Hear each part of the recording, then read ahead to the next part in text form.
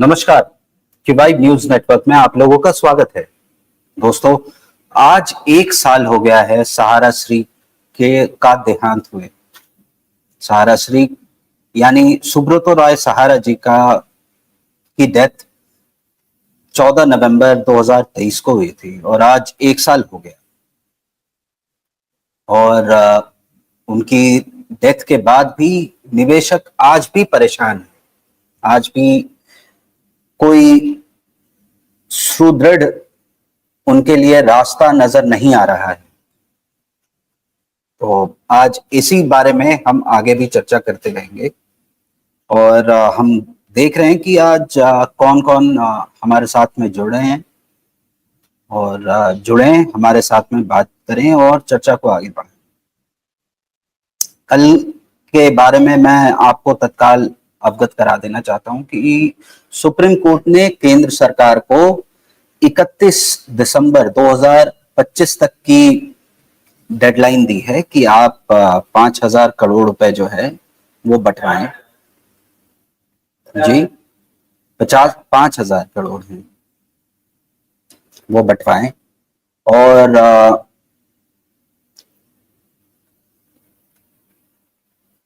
सहारा श्री जो कि अपने सहारियंस के लिए एक सहारियंस जो कि उनका परिवार है उनके लिए एक अभिभावक से कम नहीं थे।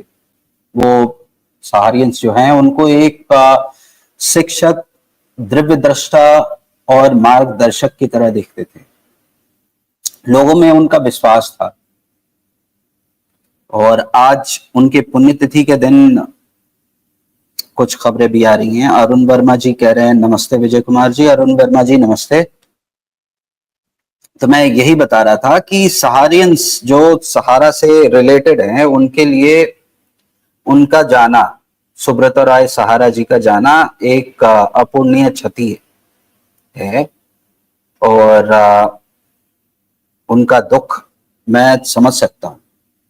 और आज हम कोशिश करेंगे कि हमारे डिबेट में कोई भी गलत शब्दों का प्रयोग ना हो। रंजीत प्रसाद जी लिख रहे हैं कि सहारा श्री के तरह उनके सभी परिवार वाले भी तुरंत। अरे नहीं रंजीत जी, ऐसी बातें नहीं करनी चाहिए। आज पुण्यतिथि है उनकी। अरुण चोमाल जी नमस्ते।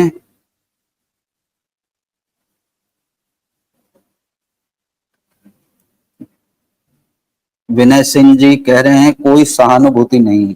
विनय सिंह जी, जो बंदा अब इस दुनिया में ही नहीं है उसके लिए अब कुछ हम इतना तो कर ही सकते हैं कि उसके लिए कुछ गलत ना कहें। राजेंद्र जी लिख रहे हैं नमस्कार। नमस्कार राजेंद्र जी। अवधेश यादव लिख रहे हैं परम पूज्य अभिभावक सहारा श्री को सत सत नमन। आलोक शर्मा लिख रहे हैं अरे नहीं आलोक जी, कम से कम आज के दिन ऐसी बातें ना करें। हमारे साथ कोई जुड़ रहे हैं, खान नाम है। अच्छा, गोपाल जी लाल श्रीवास्तव लिख रहे हैं सर डिबेट में कन्हई शाह को भी बुलाया जाए। कन्हई जी को हमने बुलाया है। अब वो उनके ऊपर डिपेंड करता है कि वो हमारे साथ जुड़े नहीं जुड़े। राम मनोहर जी लिख रहे हैं नमस्कार। आज बहुत दुख के साथ कहना पड़ रहा है कि जो गिद्ध दृष्टि निवासियों को बर्बाद करने के वाले उनके लिए हम दुआ तो नहीं कर सकते लेकिन बद्दुआ। नहीं राम मनोहर जी, आज हम ऐसे शब्दों का प्रयोग नहीं करेंगे। उमेश शर्मा जी लिख रहे हैं परम पूजनीय सहारा जी को सादर सत सत नमन। धनंजय कुमार लिख रहे हैं विजय जी 2023 के बाद में जो पूरा हो रहा है उसका क्या होगा। गणेश जी हमारे साथ में जुड़ चुके हैं। अमीलाल जी भी हमारे साथ जुड़ चुके हैं। नमस्कार आप दोनों को। आज के लाइव में जुड़ने के लिए बहुत बहुत धन्यवाद। गणेश जी अनम्यूट करें। नमस्कार गणेश जी, आपकी आवाज बहुत धीमी आ रही है। जय विजय सर, नमस्कार। जी गणेश जी, आज 1 साल हो गया सुब्रत राय सहारा जी को वहां की डेथ हुए। जी सर। तो क्या लगता है ये कब तक निवेशकों का जो दिक्कतें हैं निवेशकों की, वो कब तक खत्म हो जाएंगी? विजय सर नमस्कार। लाइव में जुड़े सभी साथियों को मेरा नमस्कार। सर्वप्रथम सहारा श्री की पुण्य आत्मा को सत सत नमन। जी भगवान उनको स्वर्गवास में शांति दे। जी सर, आपका सवाल दोहराए एक बार वापस। मैं कह रहा था कि 1 साल हो गए और अभी भी जो निवेशक हैं वो दर दर की ठोकरें खाने को मजबूर हैं। ये कब स्थिति सुधरेगी गणेश जी? देखिए सर, मेरी राय में आवाज आ रही है सर? हाँ हाँ बिल्कुल। मेरी राय में जिस तरह से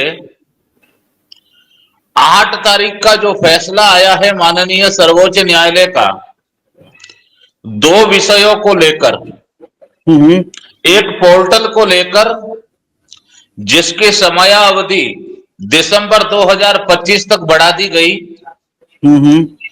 तो मैं समझता हूं सहारा के लिए और सहारा से भुगतान के लिए 1 वर्ष का वनवास और बढ़ चुका है। और इसी के साथ दूसरी बात कि पुण्यतिथि से 1 दिन पहले माननीय सर्वोच्च न्यायालय द्वारा जितनी भी निचली अदालतों में इनके खिलाफ जो मुकदमे चल रहे थे, उनको अगले ऑर्डर तक स्टे दे देना कहीं ना कहीं एक सोची समझी इनकी और सरकार की प्लानिंग है, जिसके तहत इनको राहत दी गई है।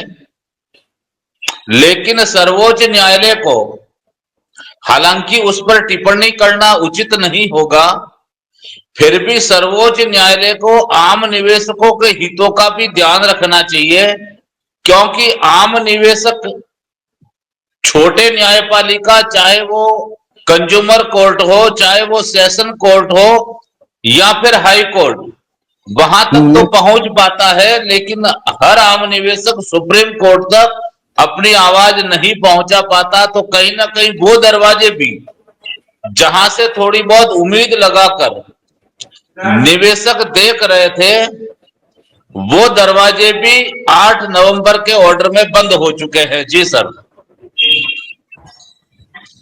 ये अशोक कुमार जी लिख रहे हैं, ये अच्छे संकेत नहीं है, संकट बढ़ गया है। बिल्कुल सही है विजय सर, ये अच्छे संकेत नहीं है निवेशकों के लिए। जो निवेशक सुप्रीम कोर्ट तक नहीं पहुंच पाते थे और कम खर्चे में वकील हायर करके लोअर कोर्ट या फिर कंज्यूमर कोर्ट तक पहुंचकर अपनी पीड़ा बयां कर देते थे, और कहीं ना कहीं उनको यह आशा रहती थी कि यहां से हमें न्याय मिलेगा। लेकिन माननीय सर्वोच्च न्यायालय द्वारा वो दरवाजे भी बंद कर देना, मैं समझता हूं निवेशकों के लिए अच्छी खबर नहीं है। जी सर।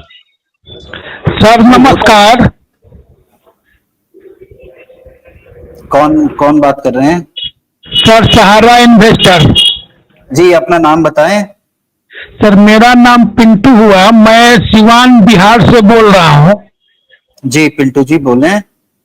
हमको सर लग रहा है कि सहारा इंडिया को डुबाने का काम कांग्रेस ने किया और निवेशक को डुबाने का काम बीजेपी सरकार कर रही है सर। और सर आज ये सरकार की भाषा सुप्रीम कोर्ट सर बोल रहा है। आज सर जैसे सरकार कर रहा है, कह रहा है करने के लिए, वैसे ही सर सुप्रीम कोर्ट कर रहा है।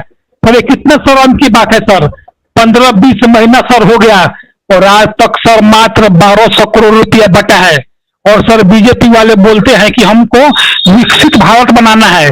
सर ये कितने शर्म की बात है। और सर सुप्रीम कोर्ट फिर 1 साल का डेट दे दिया पोर्टल पे। ये सर जी क्या बात हुआ? आज सर निवेशक सर हम लोग जैसे सर तिल तिल को मरने को बेचैन है सर, तिल तिल के मर रहे हैं सर।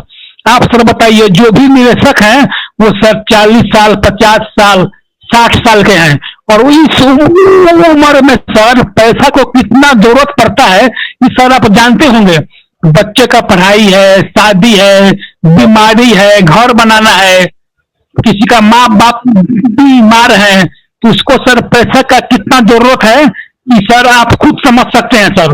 उसके बाद भी सर सरकार का और सुप्रीम कोर्ट का सर ये रवैया है, ये बिल्कुल सर असहनीय है सर। ये इसकी पिंटू जी, इसमें मैं आपको 1 मिनट के लिए रोकूंगा। सर बोलिए। मेरा मेरा 2 सवाल है, आप ही से सवाल है मेरा।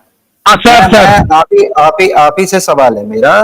सर मेरा ये कहना है कि जहां इतने सालों तक कुछ पैसा भी नहीं मिला, वहां निवेशकों के 1200 करोड़ पिछले 15 महीने में मिले। किसी को 5000 मिला, किसी को 10,000 मिला। एक उम्मीद की किरण जगी है ना सर। हमको